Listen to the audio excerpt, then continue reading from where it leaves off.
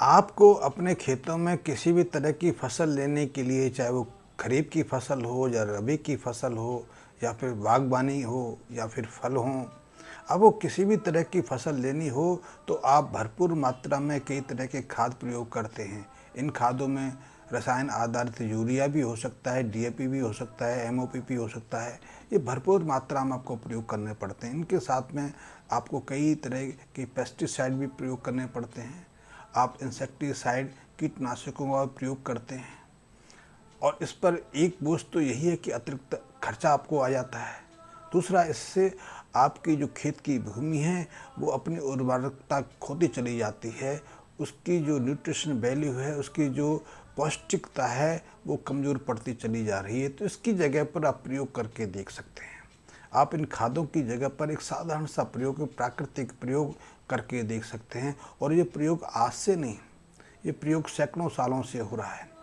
हमारे पूर्वज इसको सैकड़ों सालों से आजमाते रहे हैं और इसी आधार पर वो भरपूर मात्रा में फसलों का आनंद भी लेते रहे, साग सब्जियों को उगाते रहे और फलों का उत्पादन भी करते रहे। तो इस प्रयोग के अंतर्गत आपको 5 चीज़ें लेनी हैं। ये पांचों चीज़ें गाय से प्राप्त होती हैं। इसमें सबसे पहली चीज़ है गाय का गोबर। तो आप गाय के गोबर का रस इकट्ठा कर लें, घनसत्व बना लें उसका, या फिर उसका पाउडर भी बना सकते हैं। उसके दूसरा जो पदार्थ है वो है गौमूत्र। तो गौमूत्र को गाढ़ा कर लें, उसकी भस्म तैयार कर लें।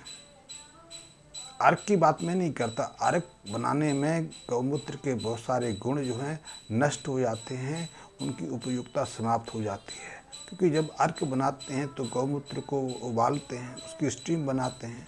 तो स्टीम बनने की प्रक्रिया में कुछ ही पदार्थ स्टीम के रूप में बाहर आ पाते हैं, अन्यथा गौमूत्र के विशेष जो रसायन हैं वो तो नीचे बैठ जाते हैं। इसलिए जो गौमूत्र की भस्म तैयार करते हैं वो गाय मूत्र को लोहे की कढ़ाई में डाल के आग पर रख के उसको स्टीम बना के तरल भागे तो उड़ा देते हैं, और जो शेष जो बचता है परत के रूप में उसको खुरच कर उसकी गोभस्म बनाते हैं। तो वो, लेकिन मैं इस चीज़ की भी नहीं कहता, गौमूत्र को आपने भस्म बनाने के लिए उबालने की प्रक्रिया से नहीं जाना, क्योंकि उबालने की प्रक्रिया में बहुत सारे एंजाइम नष्ट हो जाते हैं। तो उसको विशिष्ट तरीके से तैयार करके आप गाढ़ा कर सकते हैं। तो पहली चीज़ होगी गाय का गोबर, दूसरी चीज़ होगी गौमूत्र, और तीसरी चीज़ है वो है गाय के कंडे की राख। गाय के कंडे की राख में बहुत सारे ऐसे तत्व रहते हैं जो अपनी विशिष्टता रखते हैं। इसीलिए गाय के गोबर की इस राख का प्रयोग हम विशेष रूप से करते रहें। किसी चीज़ की गंध को मिटाना है, किसी चीज़ की जो डिकम्पोजिशन बढ़ानी है, जैसे कि कूड़ा कचरा है, किसी का मल पड़ा हुआ है, उसकी गंध को मिटाना है या फिर उसको खाद के रूप में परिवर्तित करना है, तो हमारे यहाँ प्रचलन रहा है कि गोबर की राख छिड़क दो। गाय के अंदर ऐसी विशिष्टताएं रहती हैं क्योंकि जलाने से कंडे का सेलुलोज भाग जल जाता है, लेकिन उसके जो खनिज तत्व हैं वो यथावत रहते हैं। इन खनिज तत्वों में विशेषता रहती है। इनमें कई तरह की जो एंटीसेप्टिक गुण आ जाते हैं, जीवाणुरोधी गुण आ जाते हैं, और इसमें कई तरह के एंटीबैक्टीरियल शक्तियाँ भी अर्जित हो जाती हैं। एंटीबैक्टीरियल है, एंटीवायरल है, एंटी फंगस है। इसीलिए हमारे यहाँ प्रचलन रहा है कि मल मूत्र के बाद हम अपने हाथों को धोने का कार्य इसी राख से करते थे। लेकिन इस राख का प्रयोग हमारे बहुत सारे मित्र साग सब्जियों के ऊपर भी छिड़क करते थे कि यदि आपने कोई फुलवारी लगाई हुई है, आपने कोई बागवानी लगाई हुई है और आपकी साग सब्जियों पर कीड़े लग गए हैं या कीड़े लगने की संभावना है, तो हम अक्सर करते थे कि राख भुड़क देते थे। राख भड़कने से उस बीमारी तो सुरक्षा मिल ही जाती थी, हमारी साग सब्जियाँ पूरी तरह सुरक्षित रहती थी, साथ ही उनका आकार सामान्य से अधिक होता था, खुशबू बढ़ जाती थी, स्वाद में बदलाव आ जाता था।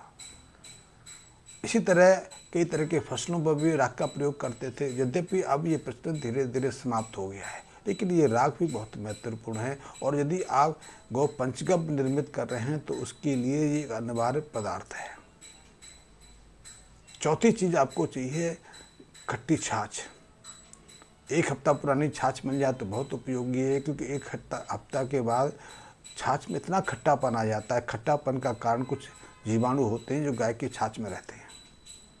तो एक हफ्ता तक जब इसको रखोगे तो उनकी संख्या इतनी बढ़ जाती है कि वो तेजाब से भी ज़्यादा खट्टा हो जाता है। और ये जो जो एंजाइम्स हैं, जो जीवाणु हैं, गाय के गोबर और गौमूत्र में विद्यमान कुछ तत्वों की सक्रियता को बढ़ाने में काम करते हैं। गौमूत्र का तो अपना ही काम है दूसरे पदार्थों को सक्रिय करना, उनकी गुणों में वृद्धि करना।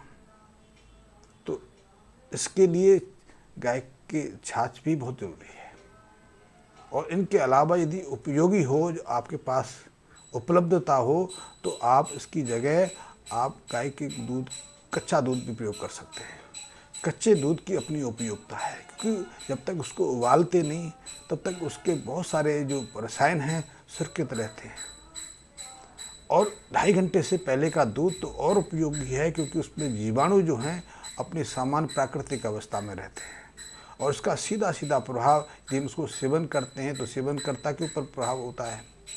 यदि कोई व्यक्ति जीर्ण बीमारियों से ग्रसित है, उसके बचने की संभावना कम है, उसका शरीर दुर्बल कमज़ोर हो गया है, ऐसे में यदि ऐसे व्यक्ति को निरंतर गाय का जो धनोस दूध होता है, कच्चा दूध जो गाय के तापमान पर रहता है, गाय का तापमान हमारे शरीर से 1 डिग्री ऊंचा रहता है। हमारे शरीर का तापमान जितना है उससे 1 डिग्री गाय का तापमान ज़्यादा रहता है। तो उसी तापमान पर गाय का दूध बाहर आता है, उसको धनोस दूध कहते हैं, धार का दूध। तो यदि हम उस अवस्था में इसका प्रयोग करते हैं तो उसकी विशिष्ट प्रयोगता हमें मिलती है। और इसी दूध का प्रयोग यदि हम पंचगव्य में करते हैं तो उसके कारण सारे तत्वों की जो जो गुण हैं, सारे तत्वों की जो विशेषता हैं, उनमें वृद्धि होती है। यदि ये ना मिले तो 4 से काम चल सकता है, अन्यथा 5 का आप मिश्रण तैयार कर लें। और इस मिश्रण को आपने कल्चर विधि से थोड़ा परिष्कृत करना है, संवर्धित करना है। क्योंकि आप यदि इस मिश्रण को 50-60 ग्राम के आसपास लेते हैं तो 50-60 ग्राम से आप सीधे सीधे तो आप खेत में छिड़क नहीं सकते, लेकिन आपके 1 एकड़ भूमि के लिए, 1 एकड़ खेत के लिए ये 50 ग्राम के आसपास पंचगव्य पर्याप्त है।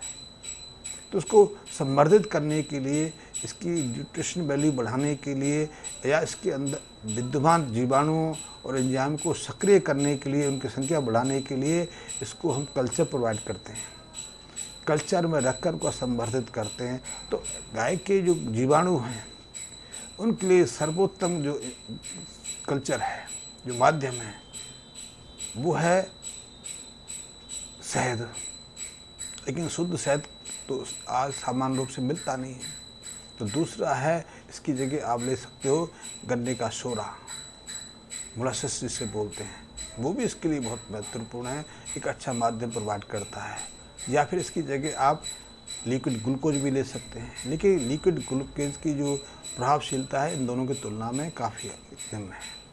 तो आपने जो पंचगव्य तैयार किया उसको ऐसे कल्चर में आप 15 दिन तक रख सकते हैं, 20 दिन तक रख सकते हैं। और उसको आप 50 या 100 लीटर पानी में छोड़ सकते हैं। 50-100 लीटर पानी में आपने उस पंचगव्य को उसके मीडियम के साथ में, उस कल्चर मीडियम के साथ में, यदि आपने मोलासेस लिया है, सूरा लिया है तो सूरा के साथ में, यदि शहद लिया है तो शहद के साथ में, यदि आपने गुड़ लिया है तो गुड़ के साथ में, या फिर आपने लिक्विड ग्लूकोज लिया है तो उसके साथ में रख छोड़ें। तो 10-15 दिन के बाद इन जो जीवाणु हैं, जो एंजाइम्स हैं, उनकी सक्रियता, उनकी नंबर इतना बढ़ जाएगा कि यदि आप ऐसे इस तरल को, इस पंचगव्य तरल को सिंचाई के समय अपने खेतों में देंगे तो खेत की संपूर्ण आवश्यकता उससे पूरी हो जाएंगी। आप कहेंगे कि 50 ग्राम से कैसे होगी? 50 ग्राम के पास इतने जो पदार्थ है कहाँ से आएंगे? निश्चित रूप से इसका समाधान ये है कि इस 50 ग्राम में जितने जीवाणु हैं, जब वो आपकी भूमि में जाएंगे, सिंचाई के पानी के साथ में जाएंगे, नमी में रहेंगे, तो वहाँ अपनी प्रभावशीलता दिखाएंगे। तो वहाँ आपके खेत में जो पहले से ही अवशिष्ट पड़े हुए हैं, फसलों के शेष भाग पड़े हुए हैं, या सुप्त अवस्था में जीवाणु पड़े हुए हैं, या कई ऐसे जटिल रासायनिक संरचना वाले पदार्थ पड़े हुए हैं, उनको उपयोगी बनाते हैं। तो इनकी सक्रियता जिस तेज़ी से बढ़ेगी, खेत की उपयोगिता बहुत तेज़ी से बढ़ेगी। फिर पूरी यदि इन 5 का प्रयोग आप करेंगे तो एक गुण तो इसमें है नहीं, इसमें सैकड़ों गुण हैं, सैकड़ों तरह के जीवाणु इसमें हैं, सैकड़ों तरह के रसायन इसमें हैं, एंजाइम्स इसमें हैं। तो ऐसे में पूरे खेत में एक विशिष्ट परिवर्तन आप अनुभव करोगे। विशिष्ट अवस्थाओं में इस पंचगव्य का स्प्रे भी आप अपनी फसलों पर कर सकते हैं।